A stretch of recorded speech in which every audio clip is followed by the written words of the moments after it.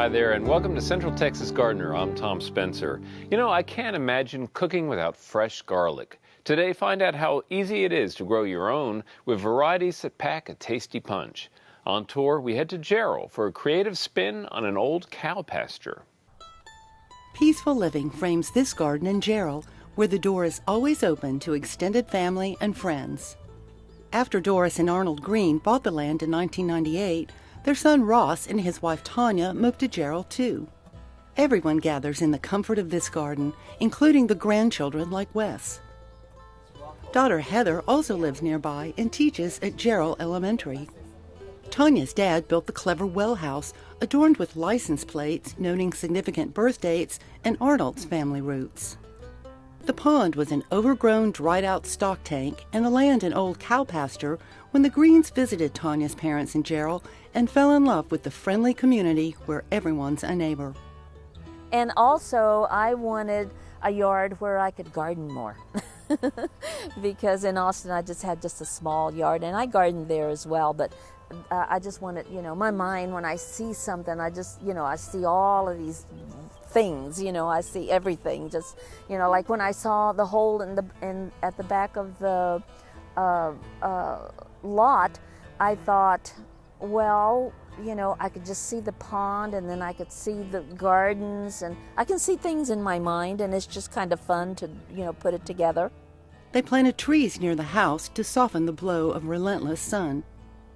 Close in, under relaxing shade, Doris mingles color and textures in a thoughtful, artistic tumble.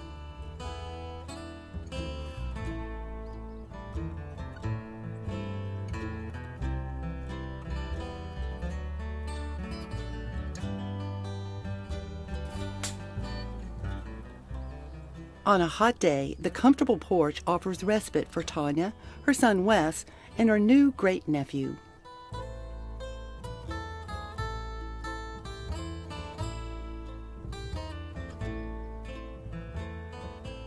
But a lot of the charm for the Greens is the broader view that doesn't fence them in.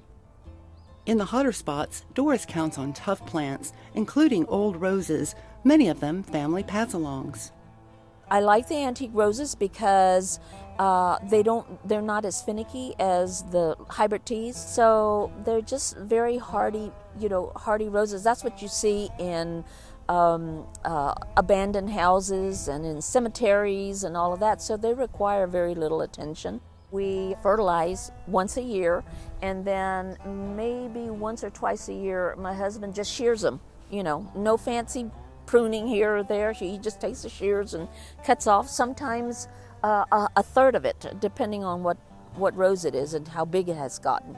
So, and where I have it, that always makes a difference as to how much I want off. But yeah, you just whack, whack, whack, whack, and go on about your business. Adaptable daylilies find a spot everywhere. My friend Velia belonged to the Austin Daylily Society. And I had one daylily that a friend from my old neighborhood had given me. And it just, daylilies are so easy to grow. My husband says, why don't we have more of those?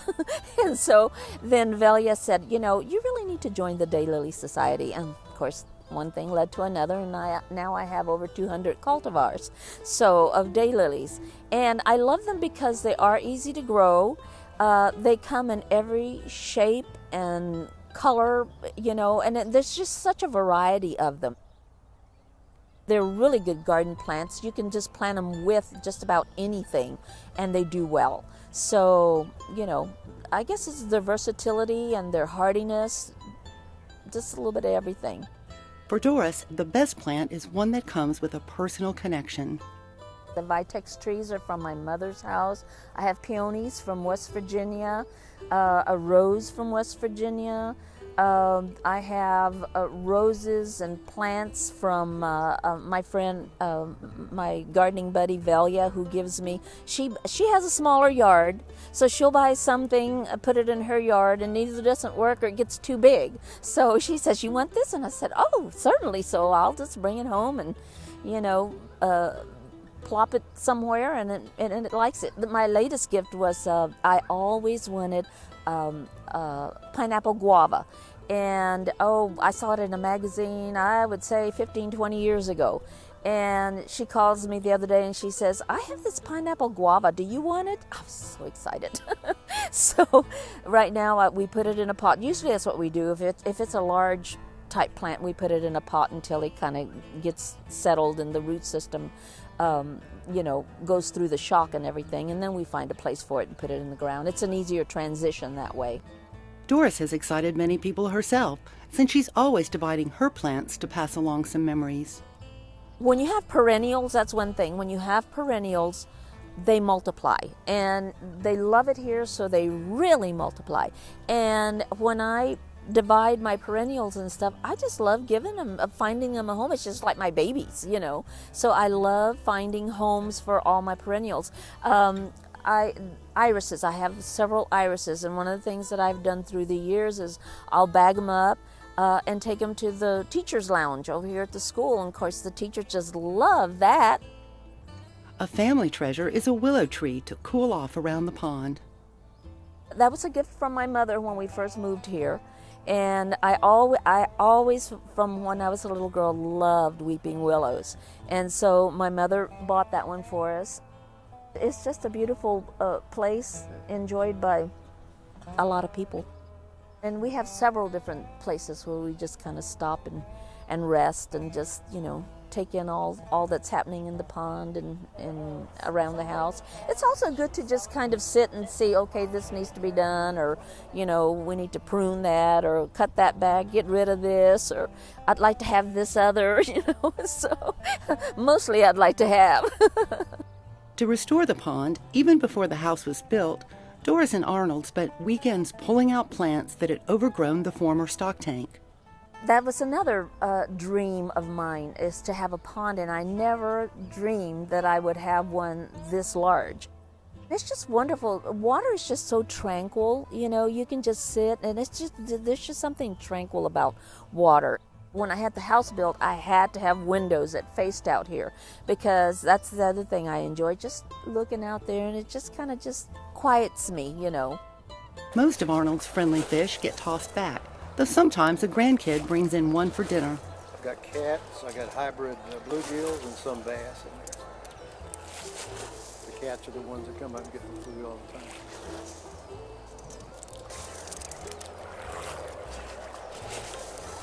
Most of the things that you see around the pond, the plants, are gifts from friends. Just a little piece of this and a little piece of that. Doris befriended its borders with fragrance and color.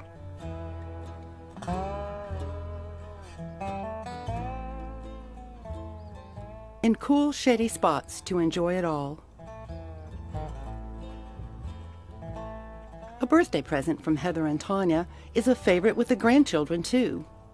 The whole family travels the yellow brick road on the pond path and contributed to the Wizard of Oz garden, inspired by Tim Harrington's daylily hybrids in honor of his wife, who loved the Wizard of Oz. For Doris, the garden is yet another avenue for her creative expression, including the hypertufa pots she makes.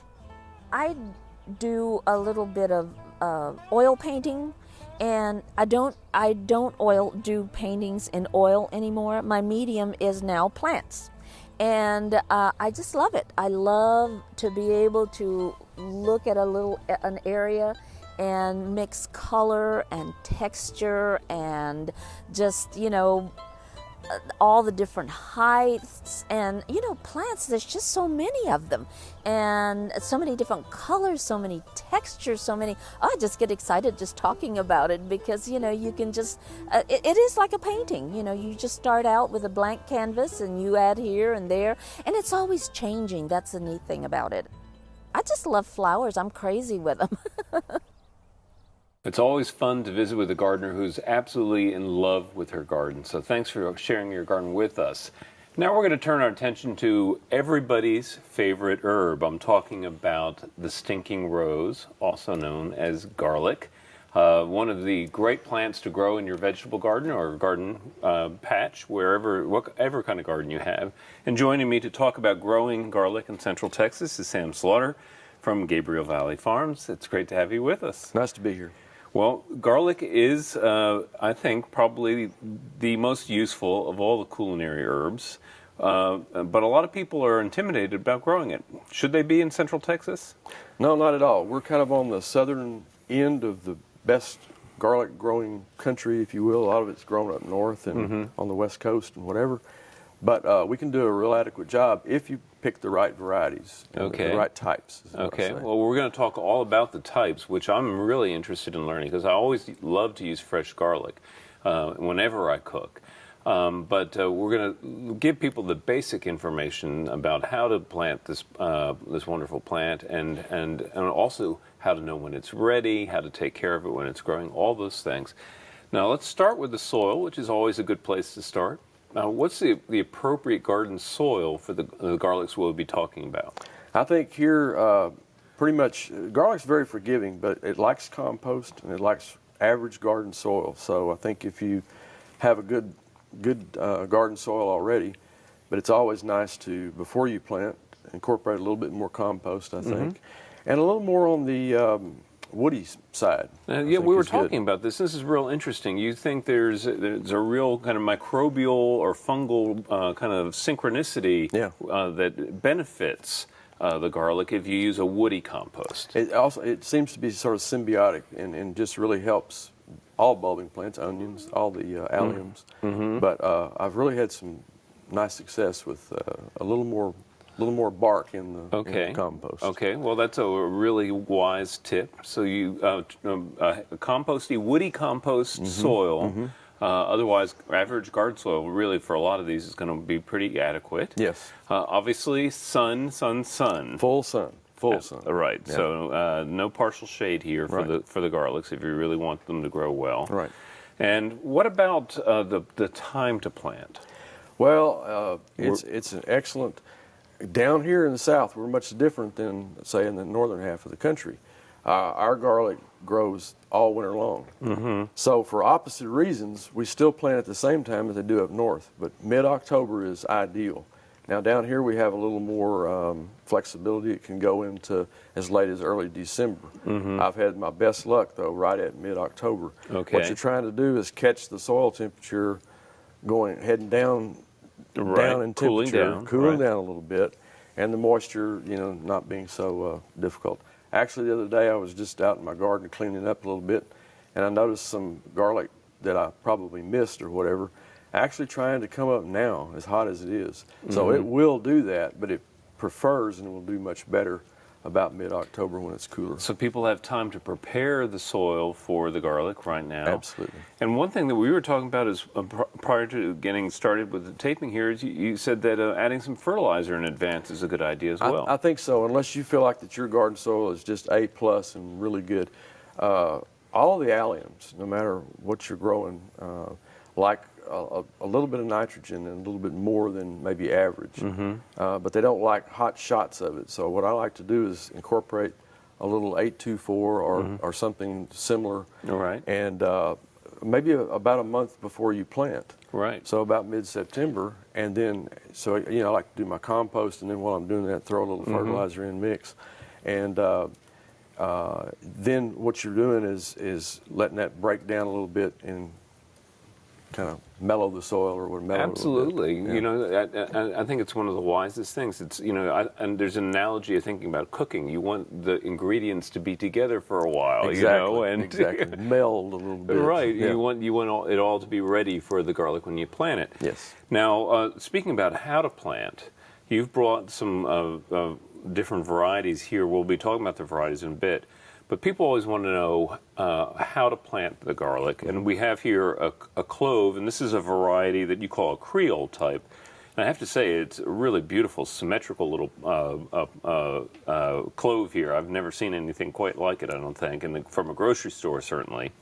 But we're going to show people how to do it. Now, you don't plant the whole thing, do you, Sam? No. Actually, the whole thing is a series of cloves to make a bulb or a head. And so what you want to do is you want to take one of those segments, just like that, and you plant the fat end where the little basal plate is. You plant that down. What you usually cut off if you're chopping it up. Right. Okay. Exactly. That goes down. Mm-hmm. Now, how far down is a good question to ask? Okay.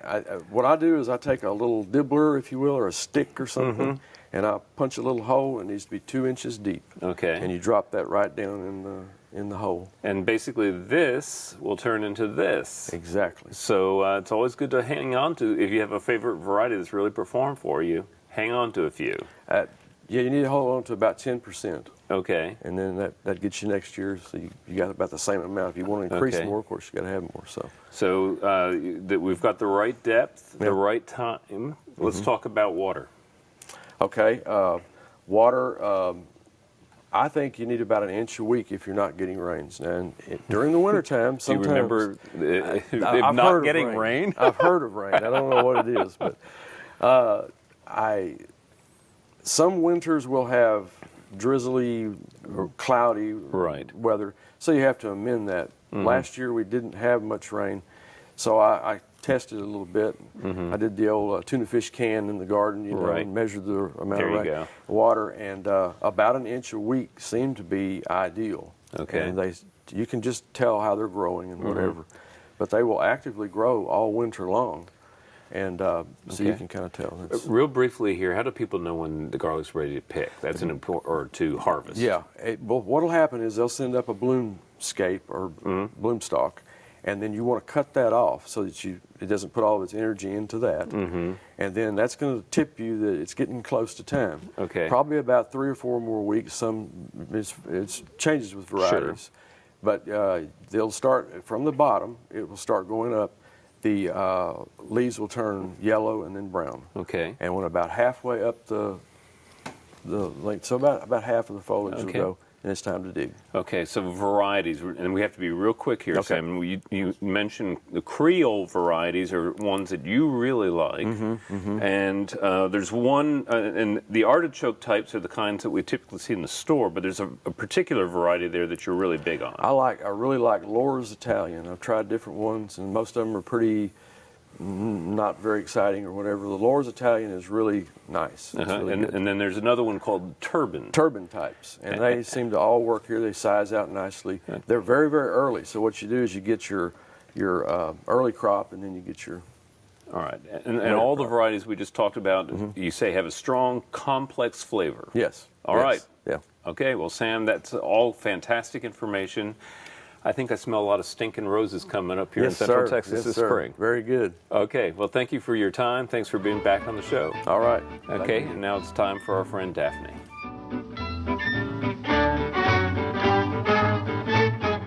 Hello and welcome to Down to Earth. I'm Daphne Richards. Our question this week is from Jennifer, whose peach tree is bleeding marble-sized balls of sap along the trunk as well as along the middle and upper branches. As a good plant detective, she peeled off the hardened balls of sap and looked underneath. At first, she didn't see any holes until she used a magnifying glass. While holes on fruit trees often indicate borers, Jennifer didn't see any insects or larvae, and the holes that she saw were very small. She also noticed that all of the branches that had oozing sap had very few leaves on them, while the rest of the tree appeared healthy. Well, this is a great and very timely question. With our record-breaking drought and heat, all of our plants and trees are suffering, as you know, but fruit trees are even more sensitive to drought stress than other trees. We consulted Dr. Larry Stein and Jim Comas, fruit tree specialists with the Texas AgriLife Extension Service. They both agreed that the problem here is bacterial canker, which is very common on stressed peach, plum, and other stone fruit trees.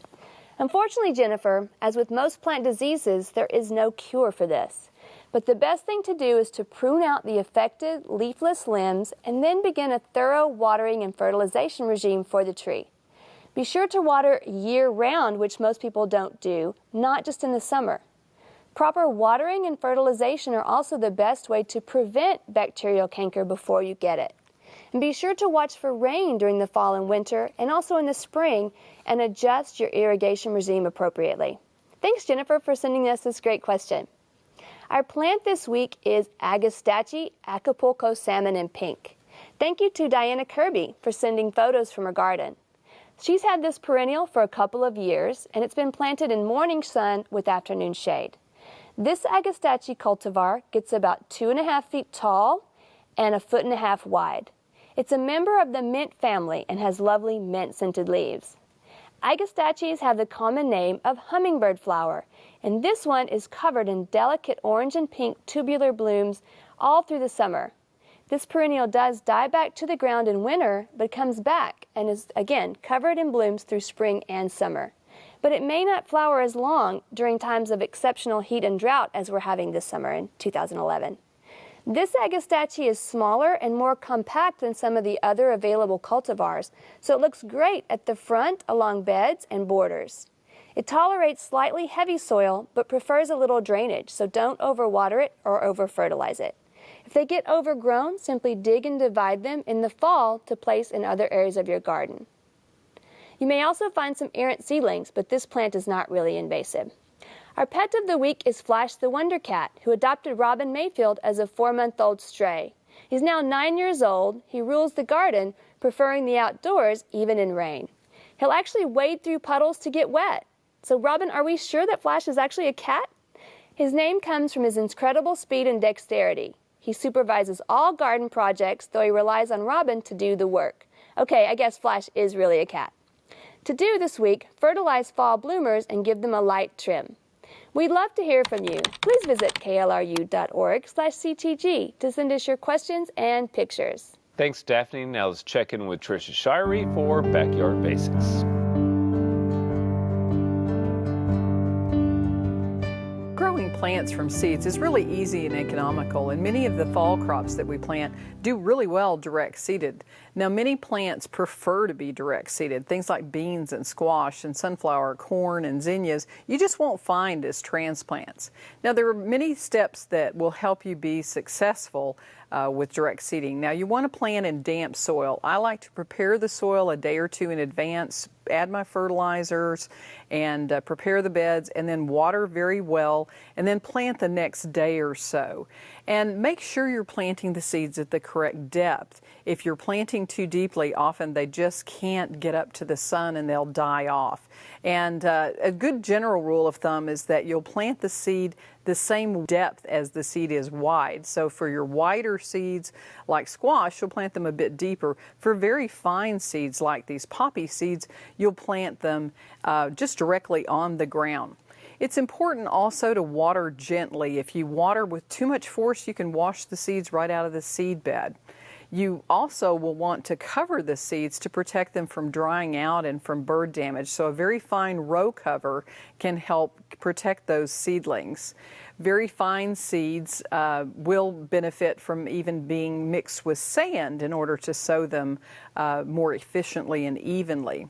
You can pre-soak some seeds that have very hard seed coats and pre-soak them for 12 to 24 hours, but make sure you don't go over that because the stagnant water can kill the seeds as well. When you're planting things like spinach and beets, it sometimes is useful to start them in hot water for the soaking. Now, very large seeds like peas and beans shouldn't be soaked for more than 4 hours. Those will absorb the water fairly quickly, and then if they're soaked longer, they just won't germinate well. Now, once your seeds are soaked, it's hard to plant them and handle them when they're wet because they stick together. So you can dry them briefly on some papers or paper towels, and that'll make putting them in the ground more easily. Make sure that you label what you plant and follow the directions on the seed packets for the spacing of the seeds. And also make sure you put a label right where you plant those seeds. I like to keep labels handy in my tool bag, my garden tool bag, so I have a label and I have the marker right with me. And I use old labels from plants from previous plantings. And another thing I like to do is cut up metal mini blinds and use those. And I put the date that I planted, the variety, the brand of the seeds that I've planted, and that will help me keep track of what's planted where. And I also make notes in my garden journal once I get that planting. Then, of course, keeping those seeds damp is the most important thing. It may be watering every day. This is not the time to rely on your drip irrigation. So water gently with a water breaker. And then I think the biggest mistake people make is they don't want to thin their seedlings. And if a seed packet says to plant one seed every inch and then thin to 4 inches, and you don't do that, you're going to have 10 or 12 unhealthy plants instead of 3 or 4 really great strong ones. So once they get their second set of true leaves, use a pair of scissors just to cut those seedlings off at the soil line, and that way you're not disturbing the roots of the adjacent plants. You could take a fork and dig out a few of the plants and move them to new locations if you'd like, but make sure that you're handling the leaves of the plant and not the stem, because a plant can produce a new leaf but they can't grow a new stem. These steps will help you be more successful with your direct seeding in the garden. From Backyard Basics, I'm Trisha Shirey. Visit klru.org/CTG to watch online. Next week, get ready to plant spring bulbs. Until then, I'll see you in the garden. To learn about today's program, watch online, and follow CTG's blog, check out klru.org/CTG.